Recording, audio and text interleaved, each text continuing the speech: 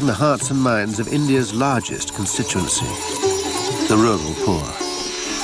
She cancelled state subsidies to hereditary landowners and increased those available to small tenant farmers. She called her programme of reforms the Green Revolution. Though it did little to improve the lot of India's poorest castes, for the first time rural peasants felt as if they had a champion.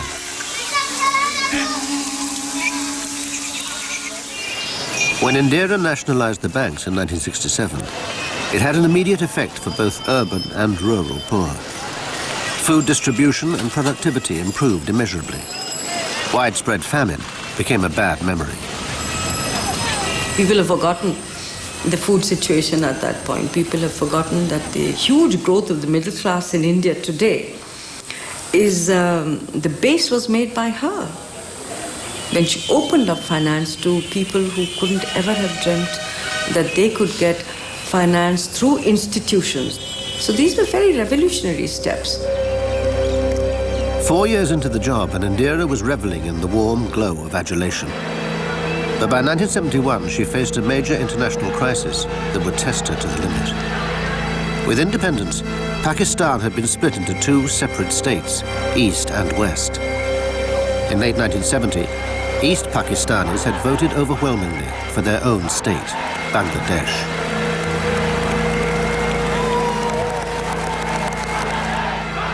The military government had sent in troops to brutally suppress the separatist movement. A daily stream of refugees began pouring over the Indian border in their millions.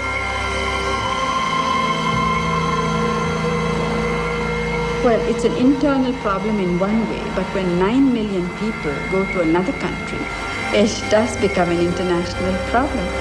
I mean, it's a wonderful way of solving your problem if you say, well, these people are inconvenient, so we just send them out to another country. And we have no intention of absorbing these people here, no matter what. I'm absolutely determined about this.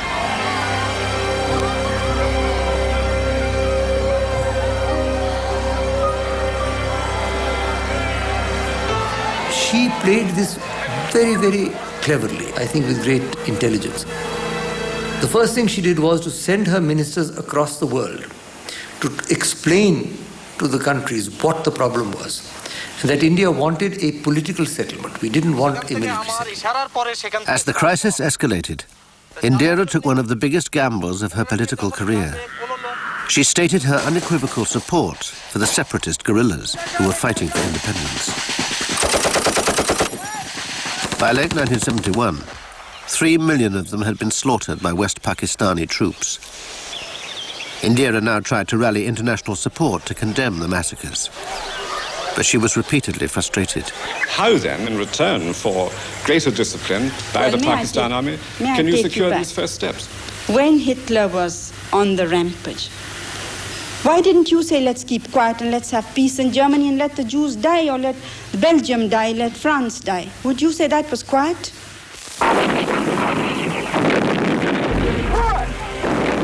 When Pakistani jets bombed 9 Indian air bases, all-out war was declared.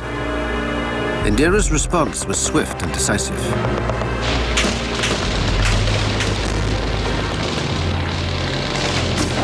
Indira took personal control of the military campaign, ordering Indian troops to advance to Dhaka, capital of the self-proclaimed state of Bangladesh.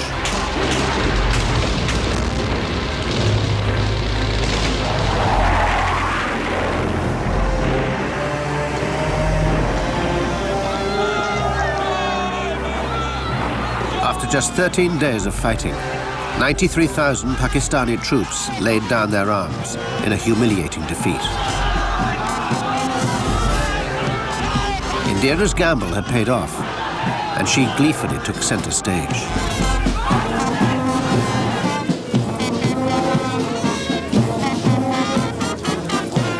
The West Pakistan forces have unconditionally surrendered in Bangladesh. Dhaka is now the free capital of a free country. The entire nation rejoices in this historic event. Very seldom did she show any emotion, but on that occasion she was all charged up and She came into the house and she got up and said, Mr. Speaker, I have an announcement to make. So everybody fell silent. She said, Dhaka has fallen. The whole house erupted. It's one of those memorable occasions, you know. And that was really her finest hour in the sense that, you know, she emerged as the great war leader. It was extremely well managed military maneuver. And the country was grateful because it was a terrible crisis and she was rewarded the Bharat Ratna, the greatest honor the country can give. And in the popular eyes, she became the goddess Durga, the goddess of war.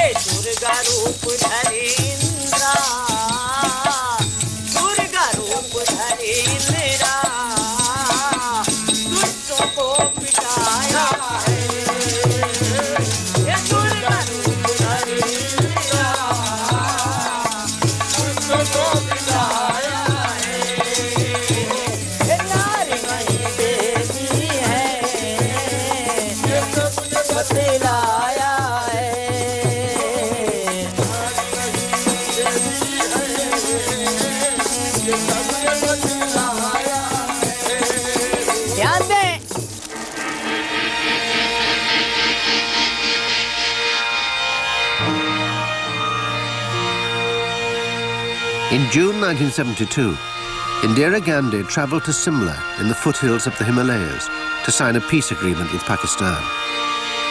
Now she was described as the Empress of India, revered at home and abroad for her handling of the war and the peace. But behind the scenes, those close to Indira complained she was becoming autocratic, even arrogant. When a leadership like this gets thrown up in any society, it raises a host of sycophants who are eager to support it and promote it in whatever way. So this cult grew up. She expected absolute loyalty from anyone who served her and anyone who was related to her. So she had this tendency, as far as her family was concerned, to divide it up into those who were for her and those who were against her. Sanjay Gandhi came like a meteor on the Indian political scene in 1975. He rose to fame in a manner that has few parallels in the country's political history. Mother India began to shamelessly promote the interests of her son, Sanjay. While Rajiv was now an airline pilot and had little interest in politics, his younger brother was keen on entering the family business. Indira had encouraged him, handing Sanjay the state monopoly to manufacture India's first mass-production car. His only qualification was an apprenticeship with Rolls-Royce that he'd abandoned as a teenager. I remember meeting Sanjay in the context of a trade fair, and I got the impression of someone who was quite unsophisticated, either rude or didn't know how to talk politely. I'm not quite sure which. Not very worried about anything. I mean, when I sort of said to him, but your factory doesn't produce any cars, that sort of thing, it didn't seem to matter to him somehow, really. He seemed to be quite confident that he had the support of his mother and that allowed him to do anything, really, in a way. He was not charismatic, would be to put it mildly, I think. In the 5 years that Sanjay was in charge, only 20 cars were ever produced. The company was widely suspected of being a cover for his political and financial ambitions. But for Indira, he represented the future of the dynasty. It was when Sanjay decided to enter active politics that she supported him. I don't think it was a dependence. I think she believed in the next generation. She believed in building stalwart political families. I have once heard her say that. And that was the passing of the baton to the next generation. I think the sense of dynasty, almost the sense of the divine right of the Nehru family to rule, did influence her politics and did influence her style very considerably. It made her very happy with the idea of a very centralized rule, with these courtiers around her, with this sense that she was almost, in a way, a regal figure. With Sanjay installed as the power behind the throne, Indira filled her court with loyal retainers. They say she was the only man amongst all these eunuchs. And you can see the powerful lady. All men, waiting for her orders, congressmen in their caps. Here you could show the power of that lady, how powerful she was. That the men all around her, all those congressmen. And this is Dhawan here, her secretary, who became all powerful at that time. And look at his expressions, It says it all, लेकिन जिस तरह की महान नेता वो थी, मैं नहीं सोचता कि भारत के इतिहास में फिर से ऐसा नेता सालों सालों तक, सदियों तक आएगा। मेरे मानना ये है कि जब तक भारत का इतिहास लिखा जाएगा, जो उन्होंने अपना ये रोल अदा किया, उसको याद किए बिना इतिहास जो है कंप्लीट नहीं। But at the height of her powers, Indira's imperious rule was about to be challenged when she least expected it. In 1975, inflation was running out of control. Students in Gujarat began loudly protesting at price increases. The state quickly degenerated into anarchy. Into this cauldron stepped J.P. Narayan, a hero of the independence struggle. When Narayan called for mass civil disobedience in protest at the government, the masses responded. In her youth, Indira would have been the first to join them. Now she took the criticism as a personal affront. When railway workers went on strike, their response was to throw 20,000 of them into jail. The railway strike and the way she dealt with it raised the temperature tremendously. Indira Gandhi seemed to be saying then, I'll show you lot what I can do. Indira had been accused of minor malpractices in the 1971 elections. For years, she had dismissed the allegations. But now she learned that a court in Allahabad had found her guilty.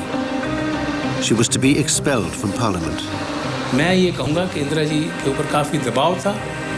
इस वक्त शायद आप ये कहूँ कि जो उनको पहले पुरुष मानते थे, शब स्त्री मान रहे थे कि शायद ये कठोर कदम नहीं उठा रही हैं, जो बीच में गवर्नमेंट में थे, कैबिनेट में थे, आसपास थे। With her back to the wall, Indira was suddenly presented with a chance to regain control. J.P. Narayan had stepped up his protests and called on the police and army to stop work, effectively to mutiny. It was the premise Indira was looking for. She took the fateful step of declaring a national state of emergency. We were really stunned because we knew that she was going to do something, but we never really thought that she would go all the way. During the night of June the 25th, 1975, Indira had thousands of political opponents arrested and imprisoned, Narayan amongst them. She even cut the power to newspaper printing presses to ensure censorship was absolute. I am sure you are all conscious of the deep and widespread conspiracy which has been brewing ever since I began introducing certain progressive measures of benefits to the common man and woman of India. I should like to assure you that the new emergency proclamation will in no way affect the rights of law-abiding citizens. I think she systematically destroyed all the institutions of democracy. I believe that she had gone too far on the road to dictatorship. I have to call it that. You know, how long can one avoid using that word? Her instincts were dictatorial, and she carried them out with great ruthlessness. The measures now amounted to jail without trial and abolishing habeas corpus and all that, so it was virtually a dictatorship. I don't think that anyone can influence you to become a dictator. The born patriot, who had herself spent time in jail, now seemed to have willfully abandoned her father's legacy. As India veered towards being a police state, many refused to believe this was Indira's wish. They suspected Sanjay was behind the draconian measures. When Sanjay Gandhi took over during the emergency, it was a great time for her because she found a man in our family. Suddenly there was somebody in our family who was helping her in political situations to take control of things. And she started depending on him a lot. Despite never having been elected to political office, Sanjay now began to promote a national program of social reform that he himself had devised. Any private citizen is quite free to put forward any program. It's up to the public to accept it or reject it. I just put it forward. If other people liked it, that's not my fault. Well, I think Sanjay's program and role really was the sort of guy who thought, now I've got all this power in my hand, I'm going to clean this act up, I'm going to make this country work, and all the rest of it. And of course, in doing that, particularly in his family planning campaign and in his slum clearances, he really made Indira Gandhi very, very unpopular indeed.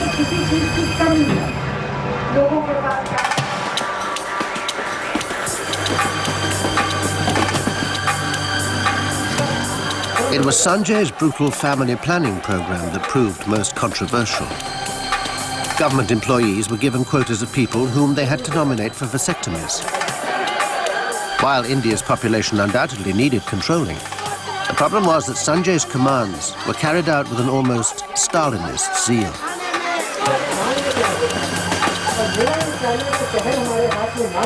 He had no legitimacy and he had no patience and he had no time for legal niceties. So he rode roughshod over everything that came against. It was the coterie around him that started misusing those powers. Many, many people were jailed who had done nothing. Within a year of the emergency being imposed, over 100,000 people had been arrested. It appeared Indira was prepared to suspend democratic process indefinitely. Twice she delayed elections until March 1977, by which time she'd run out of excuses.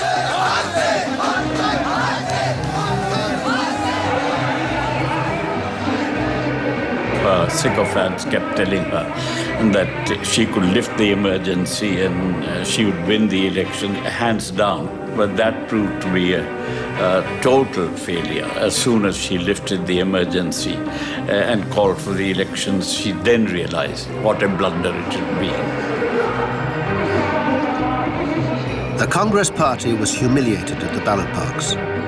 Indira had sacrificed the affection of the masses, and they deserted her in droves for a resurgent Janata party.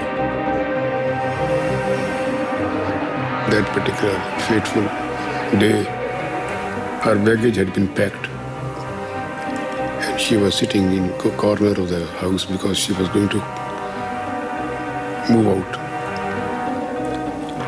And I said, I'm very sorry.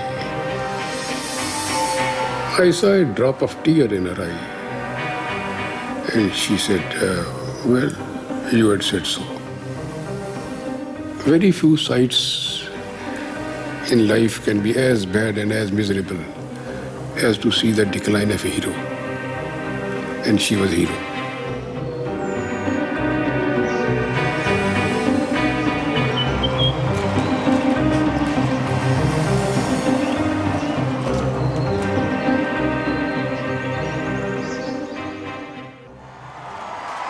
After over a decade in power, Indira found herself without a job, an income, or a roof over her head. She was lent a house in the middle of Delhi, but it was a humiliating descent. All of her close advisors had abandoned her, bar one. Staff में से तो मैं अकेला ही था. सारे उनसे जिन्होंने फायदे उठाए थे, मंत्री का नो, नेता का नो, सब भाग गए थे. भाग ही नहीं गए थे, उनके खिलाफ गवाहियां दे रहे थे, झूठी गवाहियां दे रहे थे.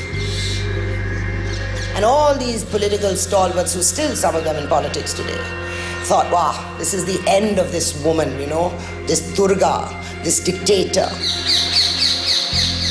And when she lost, I remember going to call out her and asked her what had happened. And she used the half in English, half feedback nahi tha. There was no feedback. So I said, how could there be feedback? You'd muzzle the press. Indira had learnt a lesson and set about courting the press in a series of interviews. She showed an instinctive ability to rewrite history, especially when it came to Sanjay's role in her life. Your son, I think, didn't want there to be an My election. son had nothing to do with policy or decision-making, nor did I discuss the elections or any other matter with him. But everybody says that Sanjay operated from her offices. Again, my offices were quite in a different block, and he said I don't think he ever seen my office. Never saw your office? I mean, he may have gone there when I first became Prime Minister, I don't remember, but he certainly didn't visit during the emergency period.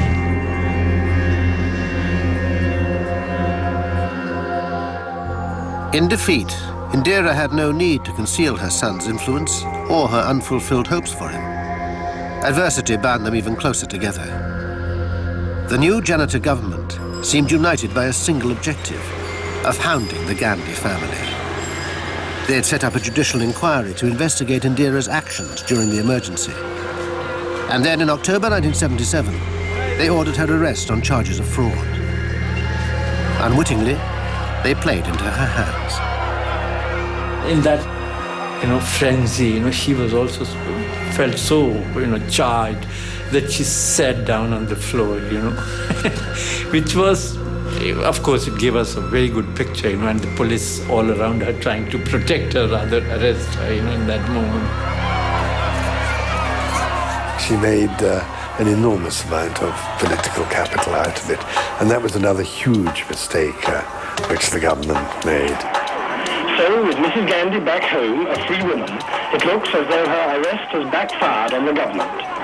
It's they who are discredited, not Mrs. Gandhi.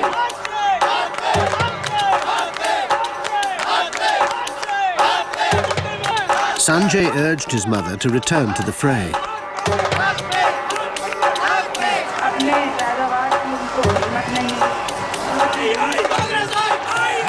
When the 1980 elections were called, Indira, now 62 years old, campaigned with characteristic energy, addressing up to 20 rallies a day. It eventually paid off. It becomes more and more clear that the only candidates that matter are those from Mrs. Gandhi's Congress I party. Tonight, the world's largest democracy is producing one of the swiftest political comebacks on record. With many results still to come, it looks as though her victory is going to be the biggest that Indian politics have ever known. Indira Gandhi, less than 3 years after being turned out of office and even jailed, is on her way to becoming Prime Minister again, and by a landslide.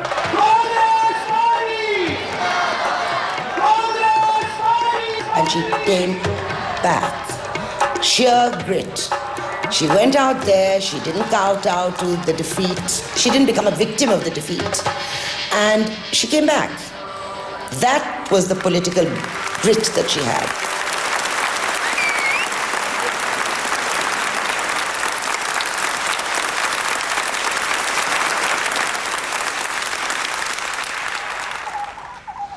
Indira moved her family back into their old residence. The news that Sanjay had won a seat in Parliament had lifted her hopes for her chosen heir and the future of the dynasty.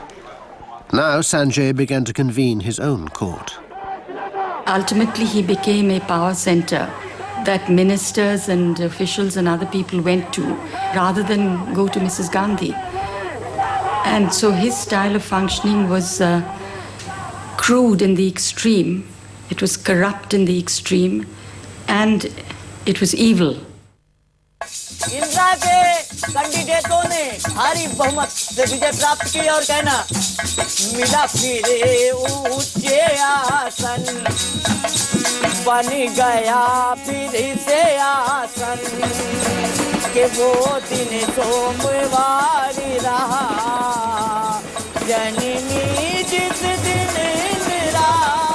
As her second term began, Indira surveyed a nation in turmoil. Secessionist movements had gathered pace and support while she had been out of power. Several were on the verge of calling for outright independence. The most volatile situation was in the Punjab, the breadbasket of India.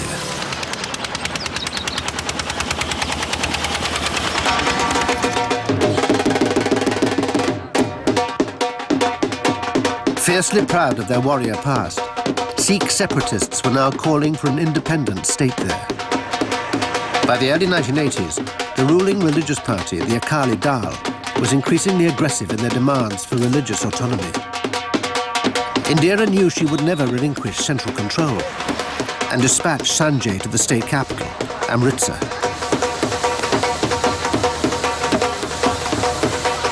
Sanjay Gandhi was influencing the course of policy implementation between him and the Home Minister at the time, Zail Singh, who later became President of the Union. It was they who contrived, manipulated most of the circumstances in Punjab until the time the Sikh protest became very violent. Sanjay's plan was to find a religious leader who could divide Sikh unity on the issue of independence and weaken the Akali Dal. His hand-picked candidate could not have been a worse choice. He was a radical demagogue who had been brought up from childhood in a Sikh monastery, Sant Janel Singh Bindrawali. He was a very grim man, is the best way to put it. He didn't say much. He made it absolutely clear that he didn't have any time for journalists, didn't have any time for anyone, really. He was frightening, I think, might be the best way to put it. Very, very certain of himself, quite unwilling and unable to take any criticism.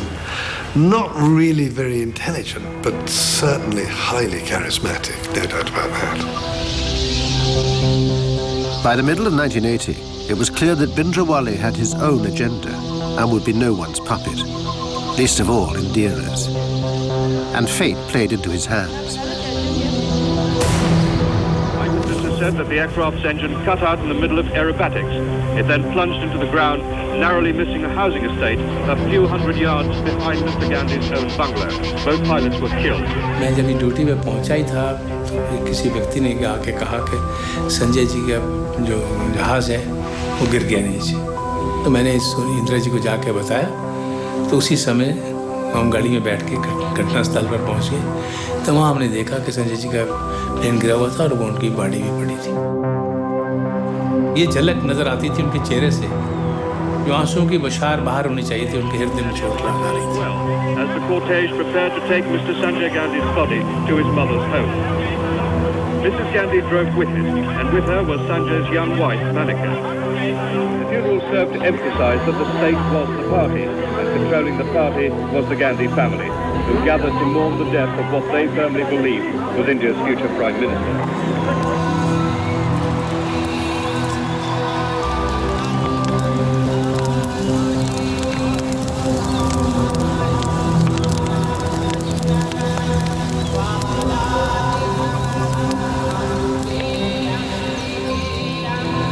Indira was devastated, grieving for her political heir. Sanjay's going has affected me profoundly. You do not weep outside, but deep within. Yet isn't this very selfish? Basically, we do not weep for who have gone, but for ourselves. Sanjay may well have been her tragic flaw, like in any Greek tragedy. And this may be that one tragic flaw that began the process of her losing the kind of popularity and respect she had prior to the emergency.